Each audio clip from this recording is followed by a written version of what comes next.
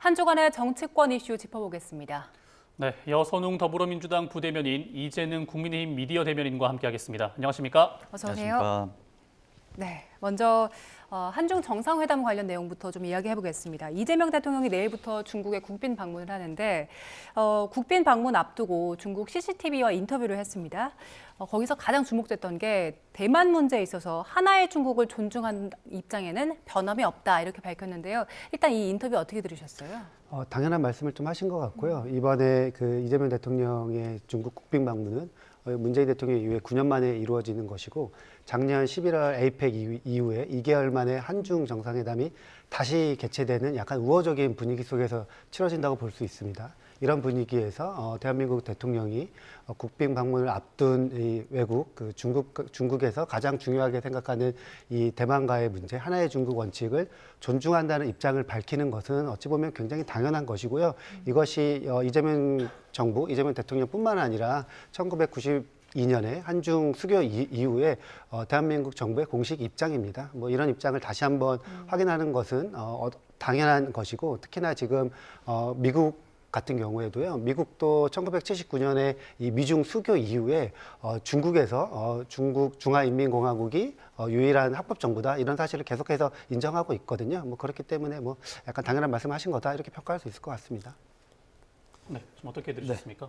말씀하신 대로 1992년 한중 수교 이후로 하나의 중국은 일단 관행 정도로 좀 여겨져 왔던 것 같습니다. 그런데 말하지 말아야 될 것을 굳이 말하지 않는 것은 그것도 실력이지 않습니까? 근데 굳이 지금 대만의 여부의 갈등이 최고조로 이루고 있는 상황에서 굳이 대만 문제를 이끌면서 대만에는 반한 감정을 또 이끌었단 말이죠.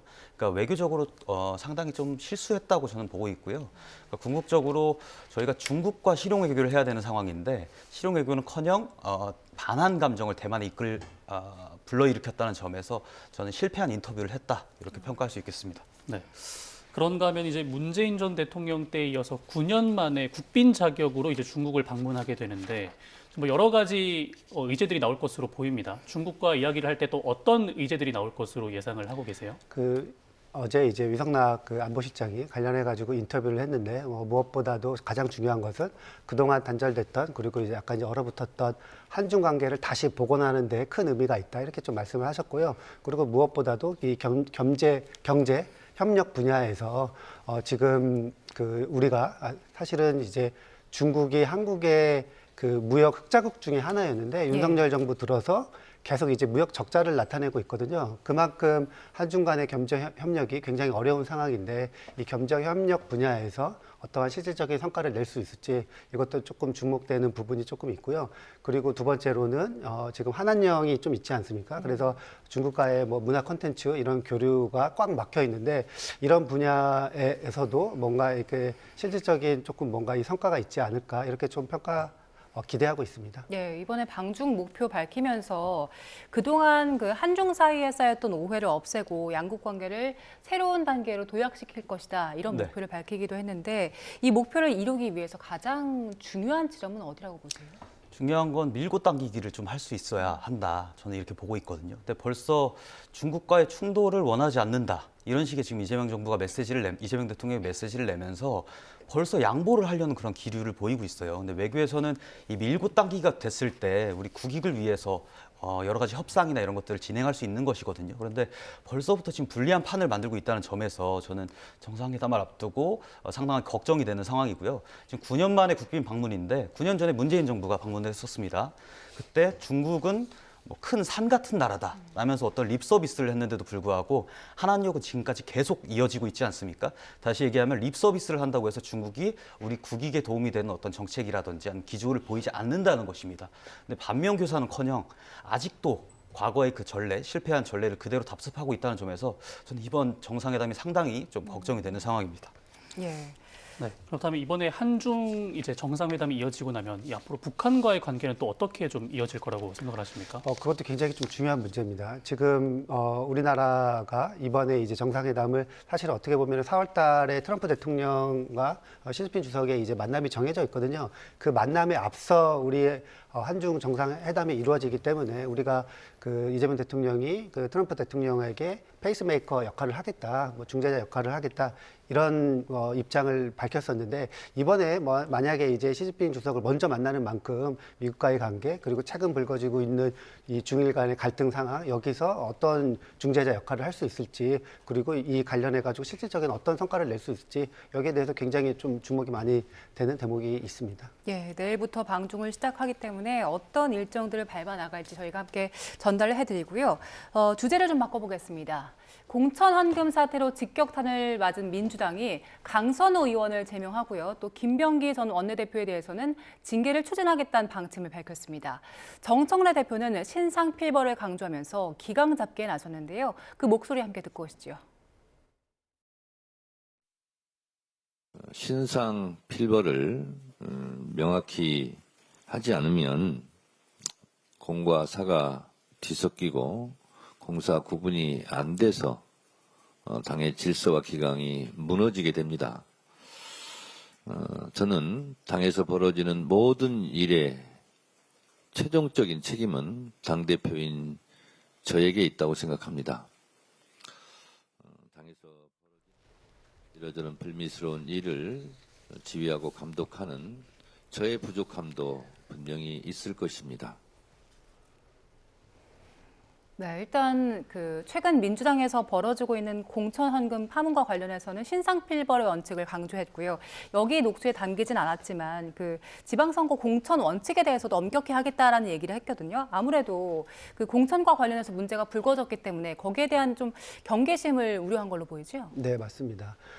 바로 직전 지방선거인 2022년 지방선거에서 서울시당 이제 공천 과정에서 어쨌든 지금 뭐 강선우 의원, 공천심사위원회 참여했던 강선우 의원, 김병기 의원 간의 뭐 이런 대화 녹취록을 보면은 뭐 일정 부분 많은 국민들이 민주당의 공천 시스템이 약간 허술한 거 아니냐 뭐 이렇게 이제 평가를 할 수 있는 좀 대목이 있습니다. 그렇기 때문에 당대표로서 관련해서 국민들의 신뢰를 다시 이제 회복하는 그러한 일련의 조치들을 좀 예. 하고 있다고 보여지는데요. 그래서 저는 그 강선우 의원이 탈당을 했음에도 불구하고 제명 조치를 통해서 이 지난번에 이 불미스러운 사건을 명명백백히 밝혀서 약간 반면교사를 삼겠다. 약간 이런 의미로 읽힙니다. 예, 그 정청래 대표 그리고 민주당이 일단 네. 강선우 의원에 대해서 제명 조치를 하기도 했고 계속해서 신상필벌 원칙 강조하는 데 대해서 어떻게 평가하세요? 네. 그러니까 지금 뭐 구체적 증언뿐 아니라 증거들이 속속들이 지금 나오고 있는 상황 아니겠습니까? 그러다 보니까 정청래 대표도 부담을 많이 가지고 있고 꼬리 자르기를 지금 시도하려고 하는 것 같아요. 그러니까 예를 들면 과거에 그 여가부 장관 후보자 시절에는 강선우 의원을 두고 동지애를 언급하면서 위로의 얘기를 SNS로 공공연하게 얘기를 했었거든요. 이번엔 이렇게 꼬리를 자르려고 하는 것이 강선우 하나로 좀 민주당의 그런 어떤 공천 비위라고 할까요? 그런 것들을 끊어내려고 하는 것이 아닌가. 지금 저희가 사건의 전말이나 공개된 증거들을 보면 사실 강선우 의원 혼자만의 문제가 아니라 공천관리위원회의 문제가 아니라 그 간사까지 이어지는, 그러니까 민주당 전체의 지금 공천에 대한 신뢰에 대한 문제거든요. 이 신뢰를 회복하기 위해서는 이 공천 헌금 문화를 뿌리 뽑고 당 내를 다 뒤집어 엎어야 되는 것인데 지금 강선우에 대해서만 신상필벌을 지금 강조하고 있는 것이 아닌가, 그만큼 부담이 많이 되고 있는 것이 아닌가 이렇게 여겨지는 부분입니다. 네, 그런데 이 탈당 의사를 밝혔던 강선우 의원에 대해서 정말 속전속결로 제명 조치가 이루어졌단 말이죠. 공천에 관여한 적 없다는 이 거짓 소명이 결정적인 계기라고 봐야 될까요? 그런 좀 보도들이 좀 나오고 있는 것 같습니다. 강선우 의원 같은 경우에는 본인이 이제 탈당을 하면서 탈당을 하지만 당에 관련된 절차들은 잘 협조하겠다 이런 입장을 밝혔었는데 어제 나온 것들 내용들을 보면은 사실은 뭐 그렇지는 않고 오히려 당에서 관련해 가지고 소명을 해라 했더니 이 소명에 대해서 무응답을 했다고 해요. 뭐 그런 부분이라든지 아니면은 지난번에 또 맨 처음에 이 문제가 불거졌을 때 해명하시기를 본인은 돈을 반환 지시를 했고 공천 관련해서는 배제돼 가지고 입장을 한 번도 예. 밝힌 적이 없다. 이렇게 이제 해명을 했는데 알고 보니까 회의록을 보니까 강선우 의원이 뭐 김기영 시의원에 대해서 공천을 해야 된다 이런 취지로 발언을 했다는 것이 또 알려지면서 아마 그런 것들을 종합적으로 볼 때 강선우 의원의 해명들이 조금 사실과 부합하지 않는 부분이 있다. 그리고 이 부분은 당에서 탈당을 하더라도 다시 제명 조치를 함으로써 그러한 뭐 이 그 공천 시스템 그 회복을 그 신뢰 회복을 위한 뭔가 이 조치들을 계속해야 된다고 엄중하게 조금 생각한 것 같습니다. 예, 지금 말씀해주신 것처럼 강선우 의원이 본인의 발언권 제한됐다고 했었지만 당시에는 그 김경 시의원에게 공천 줘야 한다라고 발언한 사실이 일단 확인이 됐고요. 또 김병기 의원 같은 경우에도 당시 돈을 돌려줘라라고 그 대화록에서 나왔지만 당시 그 회의에 참석하지 않은 게 또 확인이 됐더라고요. 이 맞습니다. 상황은 어떻게 보십니까? 그러니까 이미 지금 강선우 의원에 대한 판단은 이미 민주당 내에서 끝난 것 같고요. 지금 박수현 수석 대변인 같은 경우에도 당내 윤리감찰단에서 이미 확인된 정황, 그에 따른 근거, 회의록과 같은 증거들을 보고 본인들이 바로 제명 조치를 이제 실행을 했다고 밝혔습니다. 근데 김병기 의원 같은 경우에 4월 20일 날 이미 강선우 의원이 1억 원의 금품을 수수했고 그에 따라서 본인에게 읍소를 하러 찾아온 사실을 알고 있지 않았습니까? 네. 다시 얘기하면 김경시 의원에 대해서 어떤 부적절한 그런 행동들이나 아니면 공천에 대한 공천을 구매하려고 했던 부분을 네. 김병기 의원이 알고 있었다는 겁니다. 근데 다음 날 의도적으로 그렇게 불참을 해가면서 강선우 의원이 김경시 의원을 공천을 받을 수 있게 만들었다는 점에서 김경시 의원도 크게는 공범까지도 이어질 수 있는 그런 지점이라고 생각을 하고요. 그게 아니라고 한다면 공천관리위원회 간사로서 예. 또 직무유기가 되겠죠. 그러니까 이 부분에 대해서 지금 경찰 수사가 들어간 상황인데 아마 속속들이 밝혀져서 김병기 의원 그리고 그 위에 있는 또 다른 제3자들까지 저는 줄줄이 엮여 들어갈 거라고 봅니다. 예, 지금 당에서는 김병기 의원에 대해서 일단 징계 절차 시작한 상황인데 그 징계 수위가요. 강선우 의원에게 적용된 것처럼 제명 조치까지 갈 수 있을까요? 그거는 약간 좀 법리적으로 조금 다퉈야 될 것 같습니다. 그러니까 강선우 의원 같은 경우에는 금품 수수의 당사자인데 네. 김병기 의원의 만약에 이제 혐의라고 한다면은 뭐 업무방해죄가 될 수 있다 이 정도의 그 법조계의 의견이 좀 있더라고요. 그리고 이제 그것 외에도 김병기 본인의 그 금품 수수 관련된 예. 의혹들도 지금 다시 재차 이제 부각이 되고 있기 때문에 그런 것들을 종합적으로 판단을 해서 아마 그 윤리심판원에서 김병기 의원에 대한 징계 수위를 조금 뭐 정하지 않을까 이렇게 좀 보고 있습니다. 김병기 의원에 대해서 어느 정도의 징계 수준이 나와야 된다고 보세요? 김병기 의원은 지금 의혹이 하나가 아닙니다. 지금 너무 많이 깔려 있지 않습니까? 뭐 대한항공 의혹도 있고 지역구 병원 특혜 의혹도 있고 쿠팡 식사 의혹도 있고 아내의 구의회 법카 사용 의혹도 있고 지금 상당히 많은 의혹들이 있다 보니까 이 징계 자체를 저희가 지금 예상할 수 있는 상황은 아닌 것 같고 다만 제가 말씀드릴 수 있는 것은 지금 원내대표 사태로 끝날 문제는 아닌 것 같다. 국회의원 사태까지 당연히 이어져야 할 만한 그런 지금 혐의들이 나오고 있다고 보고 있고요. 저는 또 다른 측면에서 이게 지금 민주당 내에서 명청 갈등이 격화되면서 앞으로도 이런 사건들이 계속해서 좀 나올 가능성이 높다 이렇게 좀 보고 있거든요. 왜냐하면 지금 앞서서 그 김병기 의원뿐 아니라 네. 강선우 의원 그리고 김경 의원 그리고 김경 의원 같은 경우는 과거에 그 당비 대납 의혹이 또 있지 않았습니까? 그게 김민석 총리랑도 또 이어졌단 말이죠. 다시 얘기하면 친명계 의원들에 대해서 친명계 정치인들에 대해서는 지금 찍어내기식으로 민주당에서 제명이라든지 이런 조치들을 취하고 있다는 겁니다. 근데 반대로 지금 친청계 인사들 예컨대 지금 장경태 의원의 성추행 의혹이라든지 뭐 최민희 의원의 네. 지금 국감 의혹이라든지 이런 부분에 결혼식 의혹이라든지 이런 부분에 대해서는 전혀 지금 정리가 안 되고 진전이 안 되고 있습니다. 다시 얘기하면 저희 내년 지방선거가 가까워지면 가까워질수록 아마 이 명청 갈등이 점점 심화가 되면서 친명계 인사들이 계속 찍어내기식으로 아마 쫓겨나는 그런 상황이 발발하지 않을까 이렇게 예상하고 있습니다. 일단 당내 상황에 대해서까지 그 분석을 해주셨는데 국민의힘 쪽에서는 이거 말씀하신 것처럼 의원직 사퇴까지 얘기를 하고 있고 특검 가야 된다라고 주장을 하고 있거든요. 이 특검 주장에 대해서는 어떻게 판단하세요? 지금 이제 굉장히 좀 속도가 빠르게 네. 경찰에서 뭐 배당도 하고 그리고 수사를 좀 진행하는 것 같습니다.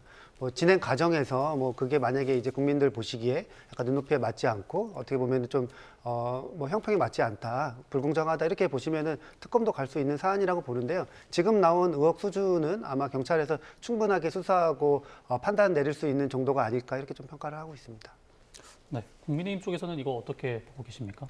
저희는 특검을 무조건 가야 되는 사안이라 생각합니다. 지금 민주당 내에서 이 선거를 판매한 것들, 공천을 판매한 것들에 대해서 지금 속속들이 좀 나오고 있는 상황이고, 이 의혹 같은 경우에도 지금 강선우 의원에 대해서 꼬리 자르기를 하려고 하고 있으나 이 직무 관련성뿐 아니라 대가성까지 완성이 되기 위해서는 말씀드렸던 것처럼 공관위 전체 차원에서, 그러니까 민주당 차원에서의 개입이 있지 않으면 강선우 의원이 이런 부정 청탁을 받기도 사실 힘들었을 것입니다. 그런데 이 대가성을 민주당이 만들어줬기 때문에 이에 대해서 지금 민주당이 강선우 의원만 지금 꼬리 자르기 하고 있는데, 거기서 끝나는 것이 아니라 민주당의 그 위에까지 저희가 밝혀내기 위해서는 반드시 특검까지 이루어져야 가능하다고 봅니다. 예, 그 김병기 의원 측에서 금품 수수를 됐다는 그 의혹까지 제기되고 있는 상황이잖아요. 그 동작구 전 구의원들에게 수천만 원을 돌려받았다가 몇 개월 뒤에 돌려줬다, 이런 의혹인데, 김병기 의원 측에서는 일단 이거 사실무근이다 이렇게 주장을 하고 있는 상황이거든요. 일단 관련해서 경찰 수사까지 좀 탄원서를 그 전직 보좌관들이 접수를 했는데, 여기에 대해서 수사를 하고 있지 않았더라고요. 이 상황에 대해서는 어떻게 판단하십니까? 저도 이제 아까 그 YTN 단독 보도 예. 보고, 그 당시에도 경찰에게까지 이 사건을 조금 조사해달라, 수사해달라 이렇게 했는데, 경찰이 쉽게 말하면 약간 무마하거나 뭉갰다 이런 의혹이 지금 새로 이제 밝혀진 건데, 그 당시에 이제 경찰은 윤석열 정부의 경찰이지 않았습니까? 어떻게 보면은 야당 정치인에 대한 뭔가 비위 혐의가 이렇게 이제 제보된 것인데, 그것을 왜 그 경찰이 제대로 수사하지 않았을까? 예. 약간 이런 의문이 저도 개인적으로 들고요.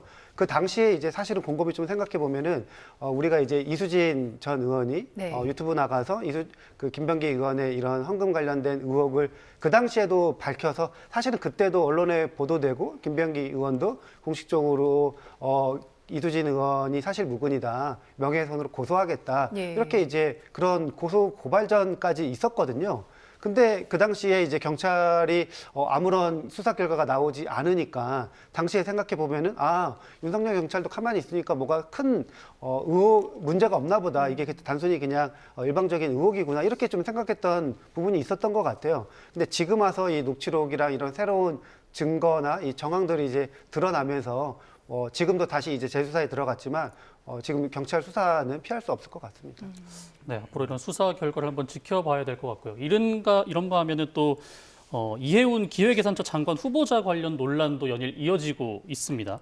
보좌진 향한 폭언 갑질 녹취 공개된 데 이어서 이번엔 아들 공항 픽업을 이제 보좌진에게 시켰다는 의혹까지 추가로 제기가 됐는데, 이 사안은 어떻게 보셨습니까? 김병기 의원의 비리들처럼, 갑질 의혹이라든지 비리들처럼 사실은 이해운 의원에 대해서도 여러 가지 얘기들이 많았던 것을 저도 이번에 알게 됐습니다. 그런데 이렇게까지 사실 많이 나올 줄은 몰랐거든요. 근데 저라는 개인이나 아니면 국민들은 몰랐을 수도 있습니다. 그런데 정부 차원에서 장관으로 임명하려고 한다고 하면 인사검증 시스템이 제대로 기능을 해야 되는 것이거든요. 실제로 200가지 넘는 검증 절차가 있다고 제가 전해 들었습니다. 그런데 지금 과연 이 정부 여당의 인사검증 시스템이 제대로 기능하고 있는가에 대해서 저희는 좀 의구심을 가지고 있는 상황입니다. 예.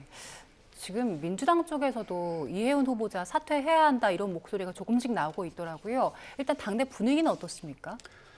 공개적으로 민주당의 이제 국회의원들 중에 한 명인 장철민 의원 같은 예. 경우에는 지금 이재명 주권정부의 국민주권정부의 국무위원이 될 자격이 없다, 본인이 스스로 결단을 내서 사퇴해라, 이렇게 공개적으로 주장한 분도 계시고요. 그리고 또 이제 원내대표에 출마하신 여러 분들이 관련해가지고 뭐 잘한 인사는 아니다, 그리고 이게 굉장히 좀 문제다, 그 인사청문회에서 그 옹호가 아니라 검증의 시간이 될 것이다, 이렇게 이제 말씀을 많이들 하고 계세요. 그래서 당내 분위기는 사실은 굉장히 좀 좋지 않다, 이렇게 좀 평가를 할 수 있을 것 같고요. 개인적으로도 저는 이해운 후보자의 뭔가 이 전문성, 그리고 지금 여야 이 통합 실용주의 그 인사 이런 측면에서 사실은 원래는 찬성을 했었는데, 네. 이번에 나온 음성 파일을 듣고 나서는 이거는 약간 옹호할 수 없는 부분이다. 특히나 전문성, 도덕성 이런 것들이 아니라 이거는 어떻게 보면 그냥 인성에 관한 문제거든요. 이게 과연 국무위원 될 자격이 있나, 이렇게 좀 생각을 하고 있습니다. 그 국민의힘에서는 이제 낙마 공세를 연일 이어가고 있고, 대통령이 지명 철회해야 된다고 또 사과까지 해야 된다고 주장을 하고 있는 상황인데, 네. 이해운 후보자가 과연 청문회에서 이 문턱을 넘을 수 있을 거라고 보시나요? 저는 쉽지 않다고 봅니다. 일단은 좀뭐 갑질 논란이나 이런 거를 배제한다고 하더라도 정책적으로 지금의 정부 여당의 기조와 너무 많이 대립이 되고 있어요. 그러니까 이분이 원래 경제통으로 불렸었는데 건전 재정이라든지 뭐 이런 그 자유시장 경제 기반에서 본인이 경제통으로 불렸던 것이지 지금 이재명 정부의 어떤 확장 재정이라든지 아니면 포퓰리즘에 동의해서 이번 정부에 인선이 된 것은 아니거든요. 근데 이런 것들 그런 정책적 기조부터 저희가 검증을 해야 되는 시간들이 있겠고, 둘째로는 저희가 청문회를 하게 되면 보통 저희가 과거에 김민석 총리 그 청문회만 보더라도 여당이 방어하고 야당이 공격하는 예. 그런 그림이 좀 이어졌습니다. 근데 그 당시에 여당이 이제 거대 의석을 가지고 사실상 증인 없는 사상 초유의 그런 청문회를 진행하면서 방어에 성공을 했었거든요. 근데 지금 이해운 의원에 대해서는, 이해운 장관 후보자에 대해서는 과연 여당이 제대로 방어할 것인가에 대해서도 저희가 의문이고, 저희 야당 입장에서도 저희는 좀 양심적으로 지금 장관 같은 경우에는 선출직이 아니라 임명직이지 않습니까? 그러니까 국민을 대신해서 국회의원들이 청문회에 제대로 임하고 또 엄중히 검증해야 될 필요가 있는 것입니다. 저희는 좀 정직하게 임할 것이고 또 여당에서도 방어하지 않을 예정이기 때문에 이재명 정부 최초로 야당과 여당에서 양쪽에서 공격받는 그런 후보자가 될 것이라 아마 통과하기가 어려울 것 같다. 이런 말씀 드리고 싶습니다. 네, 지금 말씀하신 것처럼 여야 모두 좀 공세적인 입장으로 청문회에 임한다면 이재명 대통령 어떤 선택하겠습니까? 일단은 뭐 통합 인사로 그리고 야당 인사를 영입한 것이기 때문에 청와대에서 먼저 이제 뭐 지명 철회라든지 그렇게는 할 수는 없을 것 같아요. 아마도 청문회나 아니면 이해운 의원 본인의 이제 결단이 좀 필요한 부분인데요. 제가 조금 말씀드리면은 강선우 의원이 민주당 현역 의원 시절에 인사청문회 도입 이래 최초로 현역 의원이 그 청문회에서 낙마를 했습니다. 예. 그때 낙마한 이유가 뭐 전문성이나 윤리성 뭐 이런 것들이 아니었고 그 자신의 보좌진에게 뭐 사적인 심부름, 음식물 쓰레기 분리수거라든지 아니면 뭐 변기 무슨 뭐 이렇게 수리하라든지 예. 뭐 그런 것 때문에 낙마를 했거든요. 그러니까 민주당의 재선 의원도 현역 의원도 보좌진 갑질 때문에 낙마를 했는데 하물며 지금 이해운 장관 후보자 같은 경우에는 현역 의원도 아닐 뿐더러 민주당 출신도 아니고 그리고 그 강선우 의원의 이 갑질 논란보다도 더 심각한 사안이기 때문에 저는 국회 청문회 통과가 굉장히 쉽지 않을 것이다 이렇게 조금 생각을 하고 있고요. 이해운 장관 후보자도 뭐 그런 부분을 잘 조금 염두하셔야 되지 않을까 이런 생각입니다. 그리고 한 가지 이제 말씀드리면은 아까 이제 그 청와대의 검증 시스템 관련해서 말씀을 해주셨는데 사실은 국민의힘에서 3번이나 국회의원이 되고 그 국민의힘의 검증을 통해서 공천을 받지 않았습니까? 그렇기 때문에 사실은 국회의원들은 정치인들은 이제 국민의 검증을 받았다고 생각하기 때문에 민주당에서 그리고 이 청와대에서 인사검증하기가 이렇게 보좌관 간의 사적인 뭐 대화나 이런 인성까지 이렇게 이제 검증하기는 쉽지는 않거든요. 예. 그래서 검증 시스템의 문제는 아니다 이런 말씀을 덧붙이고 싶습니다. 예, 반론하실 내용 있습니까? 검증할 것들이 이미 국민의힘에서 한번 검증을 했다고 해서 정부 여당의 장관을 임명하는 것도 다른 범주입니다. 그러니까 국무위원을 임명할 때는요, 이분의 도덕성이라든지 그리고 이분의 어떤 실력이라든지 이런 부분을 전방위적으로 다 검증을 해야 되는 부분입니다. 왜냐하면 이분들은 정치인이 아니라 국정을 담당하는 국무위원이기 때문입니다. 그래서 이것을 정치인 단계에서 이미 검증이 끝났으니 국무위원 단계에서는 검증을 안 해도 된다라는 식의 논리는 사실상 좀 비약으로 보이고 또 변명으로 보인다는 점을 짚어드리고 싶습니다. 네, 다가올 청문회 결과를 한번 지켜보도록 하고요. 이어서 국민의힘 이야기를 한번 해보겠습니다. 어제 청와대 신년에 불참한 장동혁 대표가 이명박 전 대통령을 만났습니다. 어떤 이야기가 오갔는지 직접 한번 들어보겠습니다. 과거에 보수가 아니고 따뜻한 보수, 어렵잖아요. 선배들도 따뜻한 보수가 되고 미래를 향하는 보수가 돼야 된다. 수구 보수는 돼서는 안 되잖아요. 통합과 단결도 필요하고 또 때로는 결단도 필요한 시기인 것 같습니다. 예, 대통령께서 서울시장으로서 또 대통령으로서 보여주셨던 그 창의 그리고 도전 정신이 필요한 때이기도 한 것 같습니다. 네, 이 전 대통령 장동혁 대표 향해서 보수 단합을 강조했고 지금은 화합할 때라는 뼈 있는 조언도 남겼는데 이 두 사람의 만남 먼저 어떻게 보셨는지 한번. 그러니까 장동혁 대표가 사실은 힘을 얻으려고 그 이재명 전 대통령을 만난 것 이명박. 이명박. 네. 이명박 전 대통령을 만난 것 같은데 거기서 사실 뼈 때리는 이렇게 지금 반응을 좀 얻은 것 같습니다. 그러니까 장동혁 대표가 지금 최근에 약간 좀 수세에 몰려 있지 않습니까? 저희는 이제 그렇게 판단을 하고 있는데 지금 국민의힘 내부의 이러한 평가들 그리고 뭐 한동훈 전 대표와의 관계 뭐 이런 것들을 보면은 사실은 점점 더 암울해요. 특히나 지금 사실은 좀 말씀드리기 그렇지만 민주당의 악재가 조금 있지 않습니까? 그런 것들을 충분히 살리지도 못해서 오히려 민주당이나 그리고 한동훈 대표가 이거 지금 민주당을 도와주고 있는 거 아니냐, 엑스맨이다 이런 평가까지 조금 나오고 있는 것 같습니다. 뭐 장동혁 대표가 이왕 그 보수계 원로인 이명박 전 대통령을 만난 만큼 이명박 대통령의 이런 말씀을 잘 받아가지고 뭐 그 충실한 이제 야당 역할을 할 수 있는 그러한 지도자로 좀 돌아오셨으면 좋겠습니다. 예, 이 만남 어떻게 보셨어요? 저는 이명박 대통령이 장동혁 대표 보고 24시간 필리버스터 하는 거 보고 본인의 그 강단이나 결단력을 확인할 수 있는 시간이었고 잘할 수 있을 것 같다. 이런 얘기를 사실 앞전에 먼저 깔았거든요. 그 이후에 얘기했던 것이 이렇게 단일 대우로 똘똘 뭉쳐갖고 한번 잘 싸워봐라. 이런 식의 이제 취지로 말씀하신 것 같은데 지금 국민의힘 내부에서 아직도 그 지도부의 방향에 따르지 않는 분들이 있는 것은 사실입니다. 그런데 이것은 저희가 친장계, 친한계 뭐 이런 식으로 계파 갈등으로 분리해서 봐야 되는 문제가 아니라 당의 지도부를 중심으로 똘똘 뭉쳐서 싸워야 되는 것이고 그리고 마지막으로 지금 저희 당이 나름대로 잘 가고 있다고 제가 판단하는 이유는 지금 책임당원이 100만 명으로 역대 보수정당에서 최대치를 지금 기록을 하고 있습니다. 탄핵 정국을 맞아서 당원들이 많이 탈당을 했었거든요. 그런데도 불구하고 지금 최고 기록을 찍었다는 것은 당이 다시 올라가기 위한 어떤 발돋움을 하고 있다 이렇게 볼 수 있을 것 같고요. 여론조사 같은 경우에도 가끔 특정 분들이 튀는 여론조사들을 본인의 이해관계에 맞게 그렇게 체리피킹해서 말씀하시는 경우가 되게 많아요. 그러다 보니까 여론조사 추이가 굉장히 안 좋다라고 보시는 분들이 계신데 그것은 호도된 것이고요. 대부분 튀는 여론조사가 아니라 중간급의 대부분의 여론조사들을 보면 그 정당 지지율 추이가 계속해서 올라가고 있는 우상향 곡선을 그리고 있는 것을 볼 수 있습니다.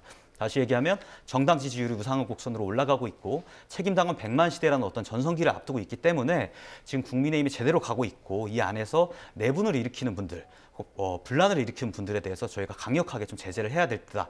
이런 말씀을 드리고 싶고 그리고 한동훈 전 대표에 대해서도 말씀을 주셨는데 당원 게시판 사건, 당원 게시판 논란에 대한 진상조사는요. 숙청이 아닙니다. 과거에 그 당원들의 여론을 조작했다, 당원들의 민심을 조작했다라는 논란에 맞서서 당원들이 조사를 해달라고 합당한 근거들과 함께 요청을 했던 겁니다. 당의 주인인 당원들이 요청했던 것이기 때문에 당은 진상 조사에 들어가야 되는 것이지 이것이 누군가를 숙청하거나 누군가 뭐 짓밟으려 한다거나 사실 뭐 이런 의도로 해석하는 것은 좀 과잉된 해석이다 이렇게 보실 수 있겠습니다. 네, 이재명 대변인 지금 그 국민의힘이 잘 가고 있다라고 평가를 해주셨는데 그런데 지방선거를 앞둔 상황이기 때문에 그 지방선거에 출마를 하려는 후보자들 입장에서는 또 상황 판단이 그렇지는 않은 것 같거든요. 맞습니다. 오세훈 서울시장이라든지 박형준 부산시장은 새해 되자마자 우리 계엄과 절연해야 한다. 네. 그리고 한동훈 전 대표, 또 이준석 개혁신당 대표까지 다 끌어안는 범보수 연대해야 한다. 네. 이렇게 주장을 하고 있는데 그 주장에 대해서는 어떤 입장이세요? 저희 전통적 지지층이 장동혁 대표를 지지하고 있기 때문에 그것을 계엄이랑 같은 극우 프레임에 묶어서 공격하는 분들이 많이 계신 것 같아요. 그런데 제가 명확하게 대변인으로서 좀 말씀을 드리자면 장동혁 대표는 과거에 본인이 계엄해제 표결에 참여했을 때부터 지금까지 계엄은 해제 표결에 참여하는 것이 응당 맞다라고 주장을 해왔었고 그리고 헌법재판소의 탄핵 심판에 대해서도 헌법재판소를 심판을 존중하지 않고 반한 적이 단 한 번도 없습니다. 다만 최근에 1주년 때 사과 논란이 또 있지 않았습니까? 그것은 저희가 계엄 이후에 탄핵 이후에 우리 지도부가 벌써 2번이나 앞서서 사과를 했었습니다. 김용태 비대위원장 시절에 당대표로서 사과를 했었었고 마찬가지로 대선에 앞서서 김문수 후보가 당대표에 준하는 그런 입장에서 공식적으로 사과를 한 바가 있습니다. 그런데 4개월에 한 번씩 계속해서 사과와 뭐 단절 이런 것들을 계속 얘기를 하시면서 우리 당의 극렬 지지층 혹은 전통적 지지층과 당원과의 단절을 요구하시는 분들이 많이 계세요. 그러다 보니까 장동혁 대표가 혹시 그 당원들에 대한 상처나 어떤 소외감을 좀 생각을 해서 1주년 때는 조금 완화해서 사과의 표현을 한 적이 있습니다. 그런 것이지 장동혁 대표가 뭔가 극우의 노선을 간다거나 폭력적인 노선을 간다거나 계엄에 찬성한다거나 이런 식으로 프레임 잡는 것들은 전반적으로 다 마타도어라고 제가 확실하게 좀 말씀을 드리고 싶습니다. 그럼에도 불구하고 외부에서는 계속 계엄과 절연해야 한다 하고 사과에 대해서 거듭 요구를 하고 있는 거잖아요. 민주당에서 보기엔 그 장동혁 대표가 계엄에 관련해서 완전히 절연을 했다. 그리고 제대로 된 사과를 했다라고 평가하십니까? 전혀 그렇지 않죠. 그리고 사과도 정식적으로 공식적으로 이제 사과한 기억도 잘 없고요. 그러니까 기억이 나지 않고요. 네. 그 지금 하는 행보를 보면은 장동혁 대표가 과연 윤 전 대통령 세력과 절연을 했느냐, 뭐 여기에 대해서도 하지 않고 오히려 좀 기대고 있는 모습이거든요. 특히나 민주당이 보기에 지금 국민의힘의 안에서는 뭐 한동훈 전 대표가 윤 대통령과 절연하고 계엄 관련된 부분에서 명백하게 국민 여러분께 사죄드리자 하는 입장인데 장동혁 대표는 한동훈 대표 측의 그런 주장들을 받아들이고 있지 않지 않습니까? 그렇기 때문에 지금 뭐 저희가 보기에는 장동혁 대표는 극우 아스팔트 세력에 기대서 뭔가 그 당내 어려움들을 해결하려고 하는 이런 움직임을 계속하고 있다. 그렇기 때문에 저는 지방선거, 올해 있는 지방선거도 중도층한테 마음을 못 얻어서 좀 암울할 것이다 이렇게 전망을 합니다. 예, 알겠습니다. 자, 오늘 두 분과의 말씀은 여기서 마무리하겠습니다. 지금까지 여선웅 민주당 부대변인, 이재능 국민의힘 미디어 대변인과 함께했습니다. 고맙습니다.